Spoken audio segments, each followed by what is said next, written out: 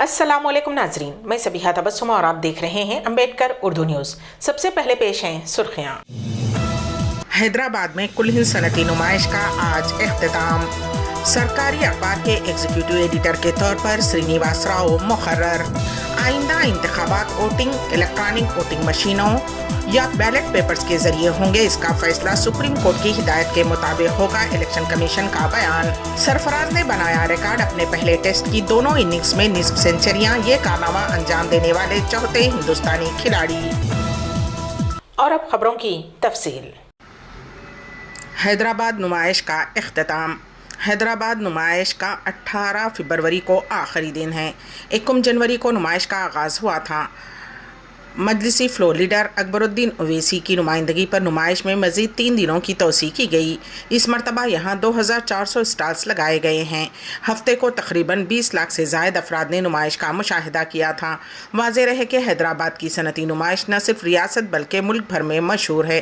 ख़ास तौर पर हैदराबाद आने वाले सयाह नुमाइश देखने के लिए ज़रूर आते हैं।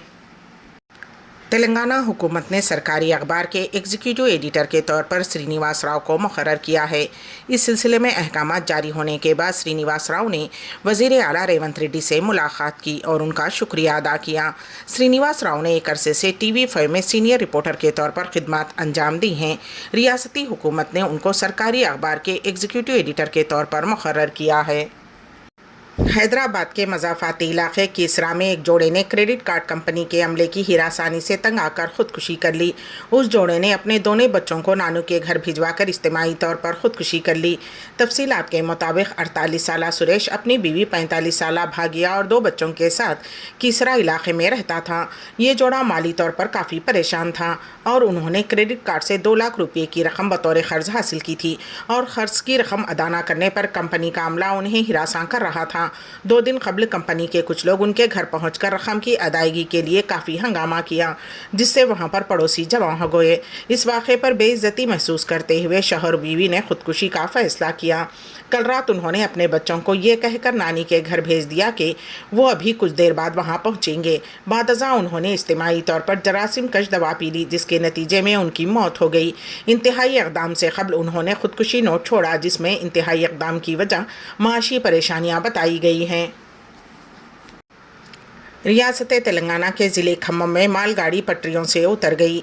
उस हादसे में किसी के ज़ख्मी होने या कोई जानी नुकसान की इत्तला नहीं मिली। ये वाक़या खम्मम विजयवाड़ा रूट पर पातरलापाड़ू में आज सुबह पेश आया। ज़राए के मुताबिक जैसे ही ट्रेन गेट नंबर 113 के करीब पहुंची, ज़ोरदार आवाज़ के साथ ट्रेन की कुछ बोगियां रेलवे ट्रैक से मुकम्मल तौर पर उतर गईं। रेलवे के हुक्काम के मुताबिक तकनीकी ख़राबी के बायस ये हादसा पेश आया। हादसे के बाद काजीपेट से विजयवाड़ा जाने वाली ट्रेनों को रोक दिया गया था। जिस वक्त ये हादसा पेश आया, वहाँ मौजूद किसी शख्स ने सेलफोन में उसकी मंजरकशी कर ली। ये वीडियो सोशल मीडिया पर वायरल हो गया। Chief election commissioner Rajiv Kumar ने वाज़ेह किया है कि सुप्रीम कोर्ट के हुक्म के मुताबिक इलेक्शन कमीशन आखिरी तारीख से पहले इलेक्टोरल बॉन्ड्स के अतिया दहिंदगान और वसूल कुनिंदगान की तमाम तफसीलात शाया करेगा। राजीव कुमार ने उड़ीसा के भुवनेश्वर में आने वाले लोकसभा और रियासती इंतखाबात के लिए इंतखाबात की तैयारियों का जायज़ा लेने के बाद एक प्रेस कॉन्फ्रेंस से खिताब करते हुए ये बात कही। यहाँ ये जिक्र बेजाना होगा कि सुप्रीम कोर्ट ने स्टेट बैंक ऑफ इंडिया को हाल ही में हिदायत दी थी कि वो फौरी तौर पर इलेक्टोरल बॉन्ड्स को रोक दे और हिदायत दी थी कि वो 6 मार्च तक सियासी पार्टियों को अतिया देने वाले तमाम अफराद की फहरिस्त इंतखाबी कमीशन को पेश करे। सुप्रीम कोर्ट ने इलेक्शन कमीशन को ये हिदायत भी दी थी कि वो जारिया साल 13 मार्च तक इलेक्टोरल बॉन्ड्स के अतिया दहिंदगान और वसूल कुनिंदगान की तमाम तफसीलात शाया करें। उन्होंने वोटिंग किस तरह होगी इस मसले पर कहा कि अगले इंतखाबात में वोटिंग के लिए इलेक्ट्रॉनिक वोटिंग मशीनों या फिर बैलेट पेपर्स का इस्तेमाल किया जाएगा। इस सिलसिले में सुप्रीम कोर्ट की हिदायत के मुताबिक काम किया जाएगा, क्योंकि सुप्रीम कोर्ट ऐसी कई दरखास्तों की समाअत कर रहा है जिसमें बैलेट पेपर्स के ज़रिए वोटिंग करवाने का मुतालबा किया गया है। हिंदुस्तान की टीम ने राजकोट टेस्ट में अपनी दूसरी इनिंग्स 4 विकेटों के नुकसान पर 403 रन्स पर डिक्लेयर कर दी। इंग्लैंड को जीत के लिए 557 रन्स का हदफ मिला। दूसरी इनिंग्स में हिंदुस्तानी बल्लेबाजों ने इंग्लैंड को हर शोबे में शिकस्त दी। یشوے نے جہاں کئی ریکارڈز قائم کیے ہیں وہیں سرفراز نے بھی اپنا پہلا ٹیسٹ کھیلتے ہوئے انگلینڈ کے گیند بازوں کو شکست دی۔ یشسوی کے بعد سرفراز نے بھی انوکھا ریکارڈ اپنے نام کر لیا۔ انہوں نے دوسری اننگز میں بھی نصف سنچریاں بنانے کا خصوصی ریکارڈ قائم کیا ہے۔ سرفراز اب ڈیبیو ٹیسٹ کے دونوں اننگز 50 سے زیادہ رنز بنانے والے چوتھے ہندوستانی بلے باز بھی بن گئے ہیں۔ اس سے قبل دلاور حسین، سنیل گواسکر اور شریاس ایر نے یہ کارنامہ انجام دیا تھا۔ سرفراز نے 62 اننگز میں 50 رنز بنائے۔ اس سے قبل پہلی اننگز میں سرفراز نے 48 گیندوں پر نصف سنچری سکور کی تھی۔ وہ ڈیبیو ٹیسٹ میں ہندوستانی بلے باز کی مشترکہ تیز ترین نصف سنچری بن گئے ہیں۔ تعصب کا مظاہرہ اب انسانوں کے ساتھ جانوروں کے ساتھ بھی کیا جا رہا ہے۔ تفصیلات کے مطابق مغربی بنگال میں اکبر نامی شیر کو سیتا نامی شیرنی کے ساتھ پنجرے میں رکھنے پر وشو ہندو پریشد کو شدید اعتراض ہے۔ سلی گڑھی کے سفاری پارک میں ان دونوں شیروں کو ایک پنجرے میں رکھا گیا ہے، جس پر VHP نے نہ صرف شدید اعتراض کیا بلکہ وہ اس مسئلے کو لے کر سیدھے عدالت پہنچ گئے۔ کولکتہ ہائی کورٹ میں اس سلسلے میں درخواست دائر کی گئی ہے، جس میں اکبر نامی شیر کو سیتا نامی شیرنی کے ساتھ رکھنے کے اقدام کو چیلنج کیا گیا ہے۔ اس مقدمے کی سماعت 20 فروری کو ہوگی۔ اس کیس میں ریاست کے محکمہ جنگلات کے حکام اور بنگال کے سفاری پارک کے ڈائریکٹر کو فریق بنایا گیا ہے۔ دوسری جانب محکمہ جنگلات کے حکام نے کہا کہ شیروں کو حال ہی میں تریپورہ کے سپاہی جالا زوولوجیکل پارک سے منتقل کیا گیا تھا اور 13 فروری کو سفاری پارک پہنچنے پر ان کا نام نہیں رکھا گیا۔ VHP اس بات کو لے کر ناراض ہے کہ اکبر ایک مغل شہنشاہ تھا اور سیتا کا ہندو دیوی کے طور پر احترام کیا جاتا ہے۔ VHP کا کہنا ہے کہ سیتا کو اکبر کے ساتھ جوڑنا ہندوؤں کی توہین ہے۔ United council for education and culture کے زیر اہتمام پروگرام رنگ غزل کے تحت غزل سرائی کے مقابلوں کے انعقاد کے لیے رنگ غزل کی ڈائریکٹر ڈاکٹر شائستہ یوسف اور آل انڈیا کوآرڈینیٹر محمود شاہد نے تاریخی و ادبی شہر گلبرگے کا دورہ کیا۔ پروگرام کی تشہیر اور مقابلوں کے انعقاد کے لیے شہر میں ایک کمیٹی تشکیل دی گئی۔ کمیٹی میں ڈاکٹر کوثر پروین، ڈاکٹر پیرزادہ فہیم الدین، ایڈوکیٹ عبدالجبار گولا، ڈاکٹر انیس صدیقی، ساجد علی رنجولی، دتو بھاسکی، سید نذیر الدین متولی، عبدالقدیر اور رضوان الرحمان صدیقی محمود شامل ہیں۔ اس ضمن میں شہر میں پترکا بھون میں ایک پریس میٹ کا انعقاد عمل میں لایا گیا۔ پریس میٹ میں شہر کے انگریزی، کنڑ اور اردو زبانوں کے پرنٹ اور الیکٹرانک میڈیا کے نمائندوں نے شرکت کی۔ پریس میٹ سے ڈاکٹر شائستہ یوسف، ڈاکٹر انیس صدیقی، ڈاکٹر کوثر پروین، محمود شاہد، ڈاکٹر شاہد پاشا، ڈاکٹر رحمان پاٹل اور دتو بھاسکی نے نمائندوں سے خطاب کیا اور انہیں پروگرام کی تفصیلات سے واقف کروایا اور مقابلوں کی معلومات فراہم کی۔ محمود شاہد نے نمائندوں کے سوالات کے جواب دیے۔ ڈاکٹر شائستہ یوسف نے شہر کی مختلف انجمنوں سے گزارش کی ہے کہ وہ پروگرام کی کامیابی اور غزل سرائی کے مقابلوں کے انعقاد میں تعاون کریں۔ ان مقابلوں میں حصہ لینے کے خواہش مند آل انڈیا کوآرڈینیٹر محمود شاہد سے رابطہ کریں۔ ان کا فون نمبر ہے 9959761107۔ زائرین عمرہ پرمٹ کی پابندی کریں، وزارت حج و عمرے کی ہدایت۔ پیش ہے اس سلسلے میں ہمارے نمائندے کین واصف کی رپورٹ۔ زائرین کا وقت بچانے اور عبادت کے خشوع و خضوع کے لیے وزارت حج و عمرہ کی جانب سے عمرہ زائرین کو ہدایت دی گئی ہے کہ وہ عمرہ کے لیے نسک پورٹل سے پیشگی وقت بک کر لیں تاکہ کسی قسم کی کوئی دشواری پیش نہ آنے پائے۔ سبق نیوز کے مطابق وزارت حج و عمرے کی جانب سے زائرین حرم کو ازدحام سے بچانے کے لیے عمرہ پرمٹ کی سہولت فراہم کی گئی ہے، جس کے تحت عمرہ کرنے والے اپنے لیے اس وقت کا انتخاب کر سکتے ہیں جب انہیں سہولت ہو اور حرم شریف میں رش بھی نہ ہو۔ وزارت حج کا کہنا تھا کہ نسک پورٹل کے ذریعے تاریخ اور وقت کا انتخاب کرتے ہوئے پرمٹ حاصل کیا جا سکتا ہے۔ پرمٹ کا حصول عمرہ زائرین کی سہولت کے لیے ہے۔ عمرہ پرمٹ حاصل کرنے کے بعد بہتر ہے کہ وقت مقررہ سے کچھ دیر قبل حرم شریف پہنچ جائیں تاکہ اگر وقت پر پہنچنے میں تاخیر کا سامنا ہو تو بہتر ہے کہ پرانے پرمٹ کو کینسل کرتے ہوئے نیا پرمٹ جاری کر لیا جائے۔ واضح رہے کہ کورونا وبا کے دوران عمرہ پرمٹ کا حصول لازمی تھا، جس کے بغیر کوئی شخص عمرہ کے لیے مکہ مکرمہ نہیں جا سکتا تھا۔ اسرائیل میں نیتن یاہو حکومت کے خلاف احتجاج کرتے ہوئے لوگ سڑکوں پر اتر آئے ہیں۔